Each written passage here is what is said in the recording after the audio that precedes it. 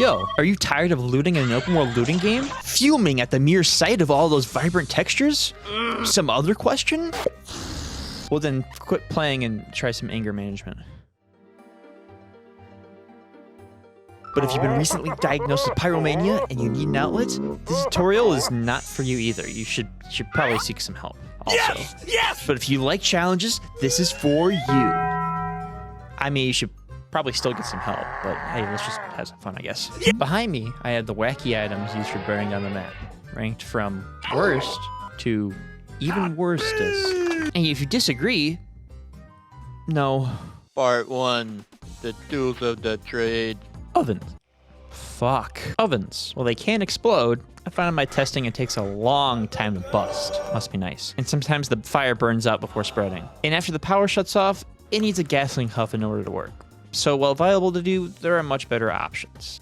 Microwaves. This is the other party responsible for those Reddit posts asking why their tinderbox of a base went up in flames. However, there is one more inanimate object that trumps the humble white radiation box that I'll get to later. Now, if you want throwables, I recommend a mod that adds these throwables as learnables. But if you're unable to enable the able, you have to allocatable the engineering profession.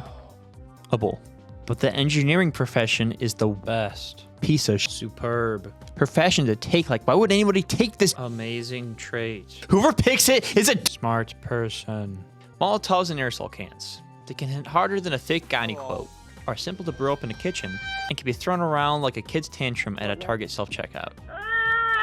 However, the resulting fire feels like I'm shooting blanks. Aerosol cans are slightly better, as you can attach a sensor, timer, or trigger, but that requires grinding what feels like a 4-year trade school degree. Huh?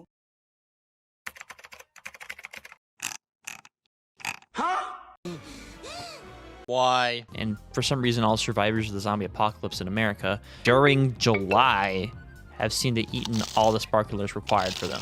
Pipe bombs are a step up from the other two throwables. They got a blast radius wide enough to make a sumo wrestler jealous.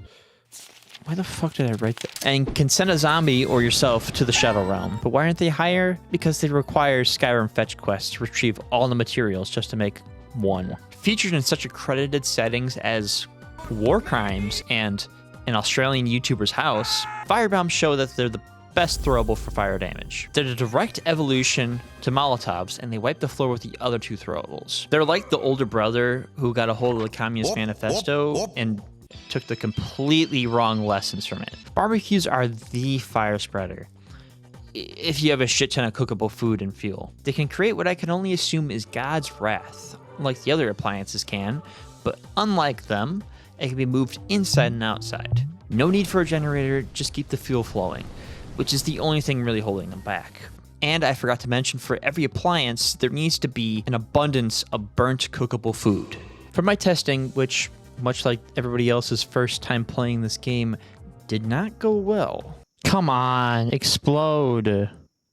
Oh, I fucking hate... Hi, so I forget to say that all appliances have a good chance not to bust. The amount of food doesn't really matter as long as there's a lot. Even though these world-ending fires are hell's gift to us pyromaniacs, they come with a caveat.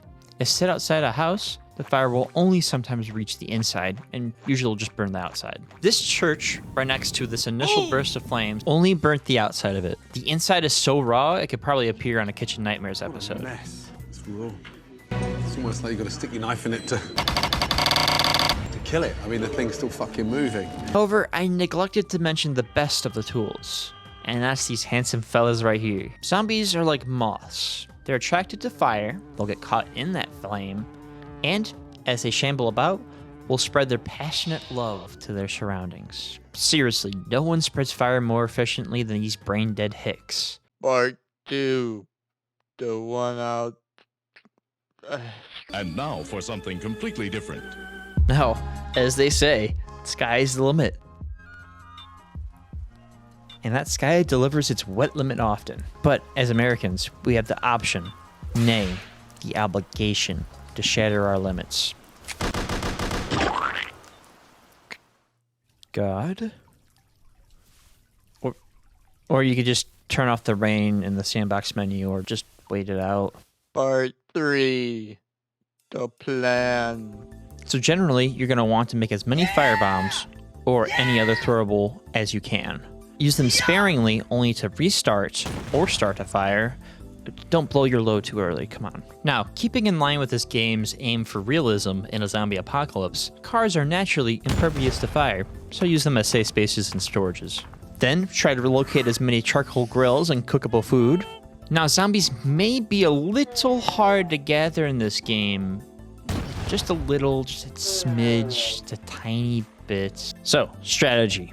Start with a grill next to a couple of houses and a throwable to get some of the initial zombies to burn. Weave in between houses and inside, outside, loot as you go if you want before that grill bursts. Find any microwaves or appliances if the power isn't out. Stick a fork, metal object, or food in them and wait for the fireworks. When the grill busts and you see the god waves form, just follow them until it burns at full course.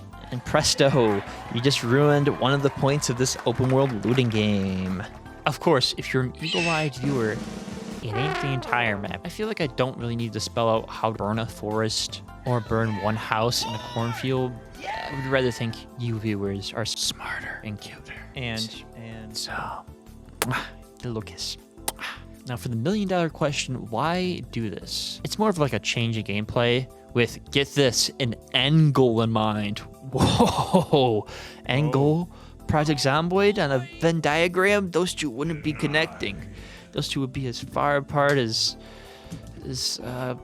French people and being cool.